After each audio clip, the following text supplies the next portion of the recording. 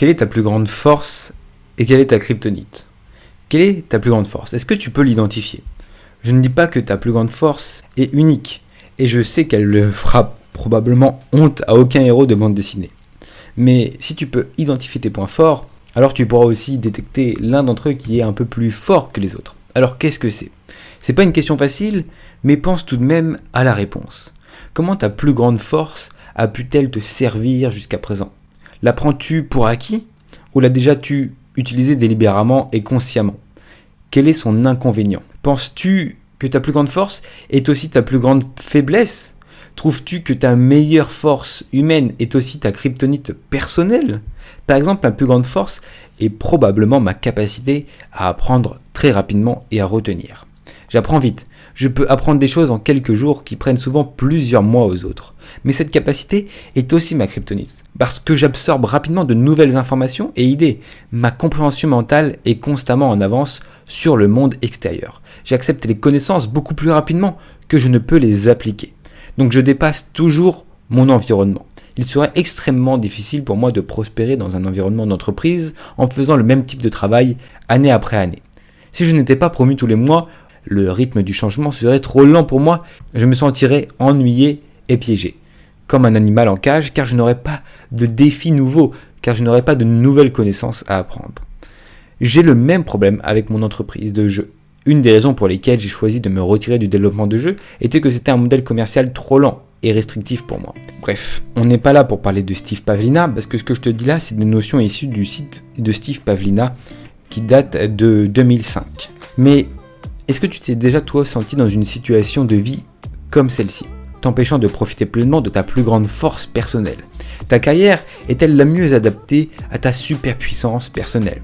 Ou est-ce que ta carrière t'expose-t-elle à ta kryptonite? Peux-tu penser à une carrière différente qui te permettrait de travailler directement sur tes forces? L'un des avantages de travailler avec ta force est que cela produit un retour sur investissement élevé. Tu obtiens des résultats disproportionnellement élevés pour le temps et l'énergie que tu y investis. Pourquoi? Parce que tu apprécies et c'est ta force. Une fois que tu as une idée générale de ta force personnelle, et si ce n'est pas le cas, fais-le tout de suite, fais une estimation de ta force personnelle et de tes grosses qualités. Réfléchis à une liste de 10 à 20 nouvelles idées que tu pourrais lancer et qui profiteraient totalement de tes capacités et de ta plus grande force.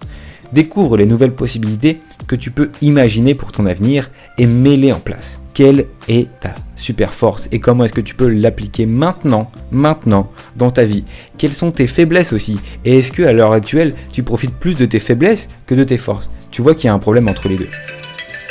Merci de m'avoir suivi dans cette vidéo qui parlait de la notion de ta force et de tes faiblesses, de ta kryptonite et de ta superpuissance, de tes pouvoirs et de tes faiblesses. C'est très intéressant en tout cas, tu peux mettre ça en analogie avec Batman, Superman, comme tu veux. Superman qui a une grande force mais aussi qui a une faiblesse, c'est la kryptonite, mais il joue sur ses forces pour gagner à chaque fois. On se retrouve dans une nouvelle vidéo, prochainement sur ma chaîne YouTube. De toute façon, il y a 3 vidéos minimum par semaine, donc tu peux t'abonner pour ne pas les louper. Si tu es fan de développement personnel, je serais très heureux de t'avoir avec moi dans la communauté.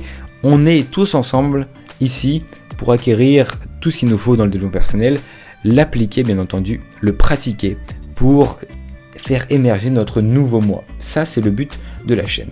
Tu peux bien sûr rejoindre les formations approfondies qui sont dans la description de cette vidéo et dans toutes les autres vidéos bien entendu. Tu as des prix bien entendu parce que tu viens de la chaîne YouTube et c'est déjà très abordable. Je te laisse aller voir, il y a beaucoup de formations qui peuvent t'aider à te créer un cadre qui te donnera des résultats dans tous les domaines du développement personnel. Merci de m'avoir suivi, c'était Victor et à la prochaine. D'ici là, développe-toi personnellement.